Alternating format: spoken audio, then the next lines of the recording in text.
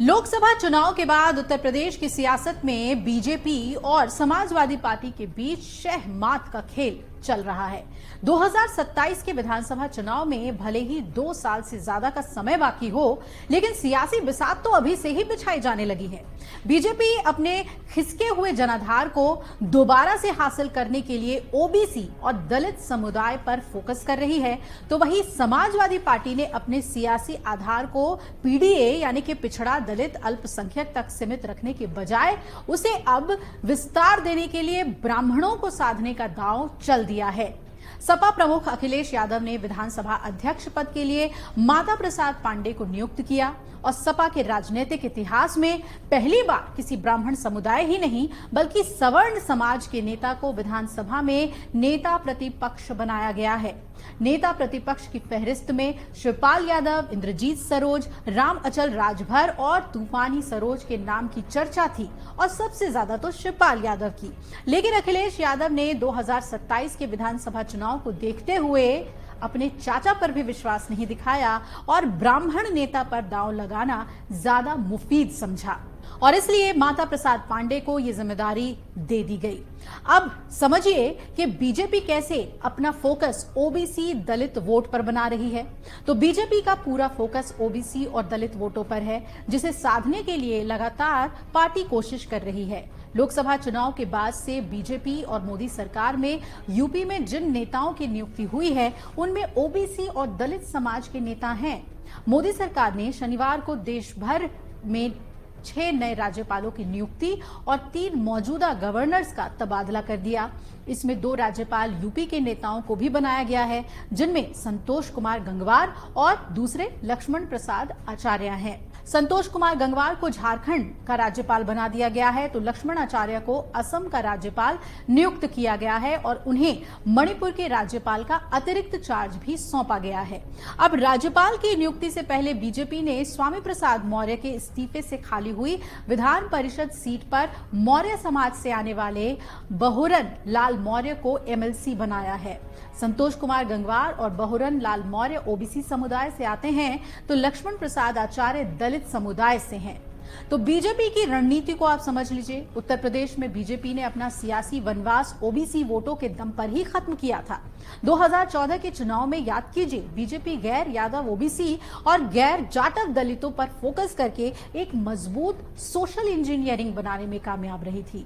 लेकिन 2024 के लोकसभा चुनाव में सपा पीडीए फॉर्मूले के चलते इस वोट बैंक पर सेंध लगाने में कामयाब हो गई।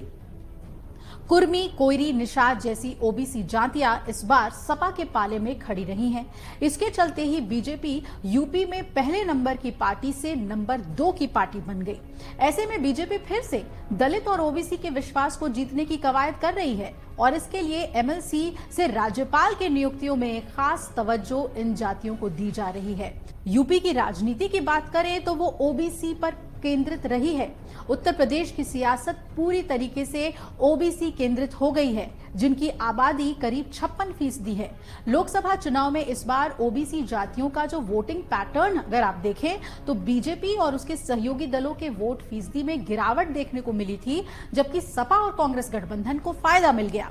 ओबीसी वोट खिसकने के चलते ही यूपी में बीजेपी की सीटें 2019 की तुलना में 29 सीटें कम हो गई। इतनी ही सीटों से बीजेपी बहुमत से दूर रह गई और सहयोगी दलों के सहारे सरकार बनानी पड़ी।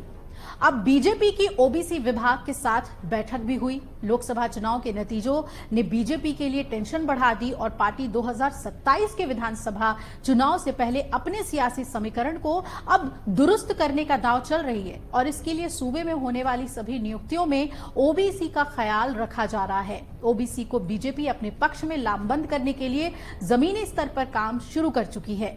आपको बता दें, 29 जुलाई को बीजेपी ने ओबीसी विभाग की बैठक लखनऊ में बुलाई, जिसमें सीएम योगी आदित्यनाथ और दोनों उप मुख्यमंत्री हिस्सा लेने पहुंचे और इस तरह बीजेपी अब ओबीसी वोटों को साधने के लिए पूरी तरह से एक्टिव हो गई है, ताकि 2027 के चुनाव से पहले अपने सियासी समीकरण को वो दुरुस्त कर सके। बीजेपी की तो बात हो गई, अब बात करते हैं समाजवादी पार्टी की। समाजवादी पार्टी बीजेपी के कोर वोट बैंक को साधने की कोशिश कर रही है। सपा की कोशिश है कि लोकसभा चुनाव से बने सियासी माहौल को 2027 तक बरकरार ही नहीं रखा जाए, बल्कि 2024 से मिले वोट शेयर को और बढ़ाया जाए और इसके लिए ही उसे सवर्णों के वोट बैंक की भी जरूरत है। तो मान लीजिए कि माता प्रसाद पांडे की नियुक्ति करके ब्राह्मण समुदाय को रिझाने की कोशिश ही समाजवादी पार्टी ने की है, जो कि बीजेपी का कोर वोट बैंक माना जाता है। माता प्रसाद पांडे यूपी के उस पूर्वांचल इलाके से आते हैं जहां पर ठाकुर बनाम ब्राह्मण के बीच सियासी वर्चस्व की जंग किसी से छिपी नहीं है। यूपी के सीएम योगी आदित्यनाथ ठाकुर समुदाय से आते हैं, तो सपा ने उनके सामने विधानसभा में ब्राह्मण समाज से आने वाला माता प्रसाद पांडे को उतार दिया है। अखिलेश यादव की रणनीति यूपी में करीब 10% ब्राह्मण मतदाता हैं। ब्राह्मणों को यह संदेश देने के लिए सपा पीडीए की बात करने के बावजूद उन्हें अहम पद देने में पीछे नहीं है। इसलिए माता प्रसाद पांडे को नेता प्रतिपक्ष के पद के लिए चुना गया। इसके पीछे अखिलेश की एक रणनीति और है कि सपा के विधायक मनोज पांडे, राकेश पांडे और विनोद चतुर्वेदी पाला बदलकर बीजेपी के पक्ष में चले गए, जिससे कि ब्राह्मण समाज में ये संदेश गया कि सपा में उनकी अहमियत कम हो रही है। अब सपा ने इस कदम से ब्राह्मण समाज में अच्छा संदेश देने का दांव चला है। माता प्रसाद पांडे को विधानसभा में नेता प्रतिपक्ष बनाकर सपा ने यह संदेश देने की कोशिश की है कि भले ही वो पीडीए की बात करती हो, लेकिन उसे अगड़ों से कोई परहेज नहीं है। नेता प्रतिपक्ष के पद की रेस में कई सपा विधायक दावेदार थे, लेकिन अखिलेश ने माता प्रसाद पांडे पर ही भरोसा जताकर एक सियासी दांव चल दिया ताकि 2027 के विधानसभा चुनाव में उसे फायदा मिले।